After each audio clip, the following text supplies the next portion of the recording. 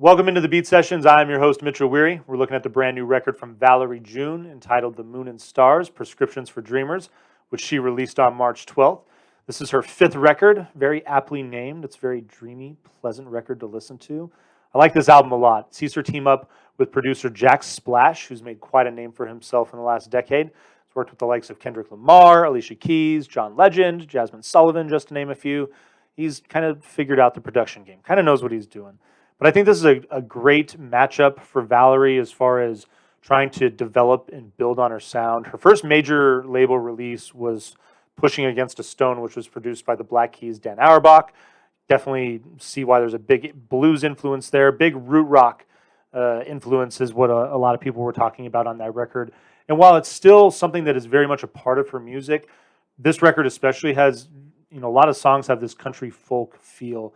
She didn't want to be trapped creatively within that box. She didn't want fans to, expect the just root rock album after root rock album after. I think like Sister Rosetta Tharpe, as far as just, her and her guitar rocking out. There's some of that on this, and that's always going to be a thing with her, thankfully, because she's certainly in her element while she's doing that. But I think Splash was the guy to bring in to see her grow and develop artistically, incorporate some elements of R&B and soul into the record. And this album, there's a lot of great songs doing a lot of things, 14 tracks in 44 minutes, and really excited to talk about it, especially her voice.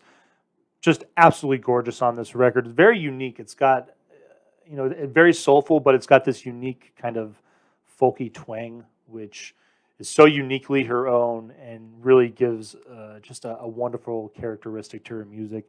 Just first thing that I noticed, I haven't listened to her a lot, but I've gone back and listened to some older stuff as well and getting ready to review for this record. And really, I'm just a big fan of her vocals. They're spot on this record. So hope you enjoy those. Splash's production on this record is phenomenal. There's the drums and the bass. I love the bass tone on pretty much all of these songs. It's just on point. Drumming, there's certainly an R&B feel and an Afrobeat feel, back and forth on this record. I love the mix-up of doing that. And as far as Afrobeat, there's this cool element of minimalism in a lot of songs, which really allows Valerie's voice to be at the forefront of those tracks. Songs like Colors, Home Inside, Why the Bright Stars Glow. Stardust Scattering is another song, which has more of a contemporary but kind of like psychedelic feel. Within You as well is the same thing.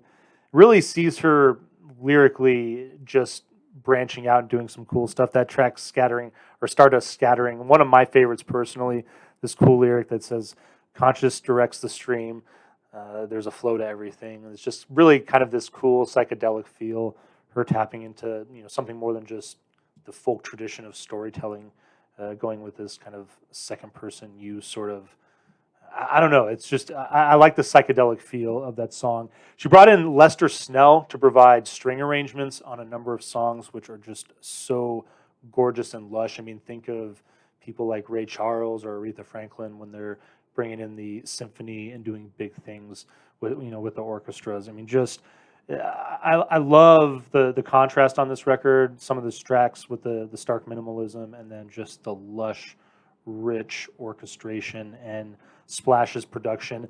Valerie June helped co-produce this record as well, so she deserves just as much credit, but the production is beautiful on this record. And the icing on the cake, I think, for her as an artist, you bring in Carla Thomas to do two tracks, actually. One of them is it's a companion track. It leads into Call Me a Fool, which is definitely another highlight of this album. But the Queen of Memphis Soul makes a rare appearance on this record, and it really is, like I said, the icing on the cake to what is a pleasant listening experience. I'm going to give this a vinyl, please. Excited to go to the record store and check this out. I hope you find this review helpful. Please like this video, subscribe to my channel, and we will see you next time on the Beat Sessions.